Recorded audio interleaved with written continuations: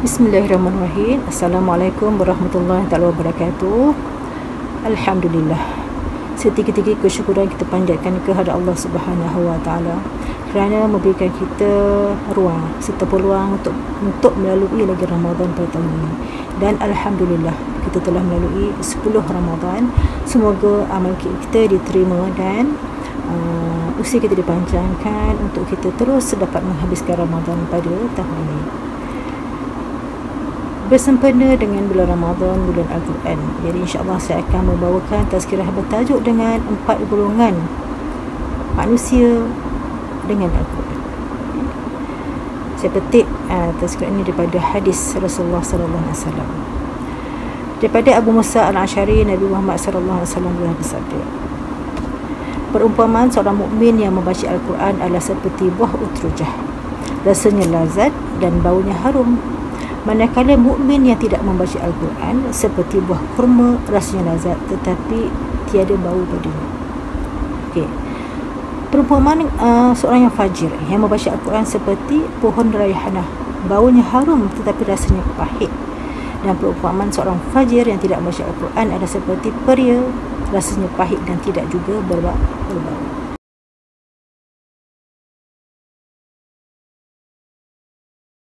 Jadi dua golongan iaitu mukmin dan fajir. Jadi kita tengok dua golongan yang pertama, golongan mukmin. Nabi umpamakan golongan pertama seperti buah utrujah. Buah utrujah yang macam mana tuan-tuan dan perempuan? Dia adalah buah macam buah kelompok limau, buah citrus. Dalam nama sainsnya Citrus medica. Dia dikatakan buah dia sangat harum, makan pun rasa sangat enak, dan buahnya kuning, nampak pun menyenangkan mata, tekstur dia pun lembut. Jadi dia ada bau dan rasanya sedap. Jadi Nabi mengumpamakan mukmin yang baca Al-Quran, dia baca Al-Quran hari-hari, dia menghafal Al-Quran dan dia beramal dengan ajaran-ajaran Al-Quran adalah seperti buah utrujah ini, yang enak dimakan dan ada harum baunya. Jadi maknanya mereka ini bukan setakat beriman, beramal dengan ajaran Al-Quran, bahkan mereka sentiasa menghiasi diri mereka dengan alunan-alunan bacaan kalimah suci ini. Okey, golongan yang kedua seperti buah kurma. Nabi kata buah kurma yang kita makan hari-hari sekarang ni, dia ada bau tau. Dia tak ada bau tapi rasanya sangat sedap.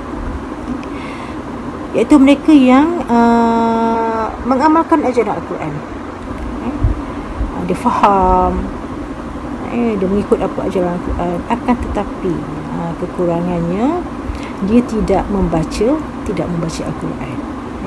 Dia mukmin yang menjadikan Al-Quran untuk amalan saja, untuk dipraktikkan saja, tetapi tidak untuk dibaca, tidak untuk sebagai halwa telinga. Jadi rumahnya sunyi, tidak bercahaya, dan lidahnya tidak bergetar dengan ayat-ayat Al-Quran. Jadi ini dua golongan orang mukmin. Seperti buah utrujah yang ada bau dan enak rasanya, dan seperti buah kurma yang sedap rasanya tetapi tidak ada bau. Jadi kita nak yang mana? Okey, golongan yang ketiga seperti pohon raihanah. Pohon raihanah ini dia sangat pahit. Dia ada bau tapi dia pahit. Jadi mereka ni siapa? Iaitu dia banyak baca Al-Quran, dia memperelokkan baca Al-Quran, menghafal, tetapi dia tidak mengambil pengajaran daripada Al-Quran.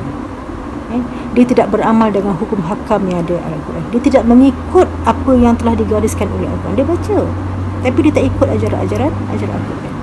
Jadi golongan ini cantik pada rupa tapi buruk pada rasa. Jadi golongan ini sebenarnya golongan yang sangat bahaya di dalam masyarakat. Di mana baginda sallallahu alaihi wasallam menyebut di dalam hadisnya, antara perkara yang paling aku takuti terhadap umatku ialah seorang munafik yang sangat pandai berbicara, daripada Musnad Ahmad. Jadi golongan yang ketiga adalah golongan yang dia baca Al-Quran tapi dia tidak mengikut Al-Quran, tidak mengamalkan Al-Quran. Dan lebih bahaya lagi apabila dia mengajak orang benda yang bertentangan dengan Al-Quran. tapi dia baca Quran dan dia bercakap tu pun dia berdalilkan, berhujahkan kepada Al-Quran. Golongan keempat seperti buah peria. Buah peria ni macam mana? Tak ada bau dan juga pahit. Jadi orang yang tak baca dan tidak amalkan. Mereka ni orang yang memang jauh lah, dia memang golongan yang sangat rugi. Dia tak baca, dia tak amalkan, dan mereka termasuk dalam golongan-golongan munafik ataupun orang yang berbuat dosa. Jadi 4 golongan ini merupakan golongan-golongan yang disebut Rasulullah SAW bagaimana mereka berinteraksi dengan Al-Quran. Jadi bersempena dengan bulan Ramadan ini, kita pilihlah kita golongan mukmin yang mana, sama ada kita nak menjadi seperti Utrujah ataupun kita mahu menjadi seperti buah kerubu. Jadi demikianlah interaksi kita dengan Al-Quran. Kita mahu jadi seperti buah Utrujah ataupun kita hanya mahu menjadi seperti buah kurma. Semoga dalam bulan Ramadan ini kita lebih mendekatkan diri kita dengan Al-Quran. Kita jadikan dia sebagai hiburan harian kita, dan kita jadikan dia sebagai halwa telinga kita. Semoga hati kita mendapat ketenangan dan kita mendapat rahmat daripada Allah Subhanahu wa taala. Sekian, wabillahi taufiq wal hidayah. Assalamualaikum warahmatullahi wabarakatuh.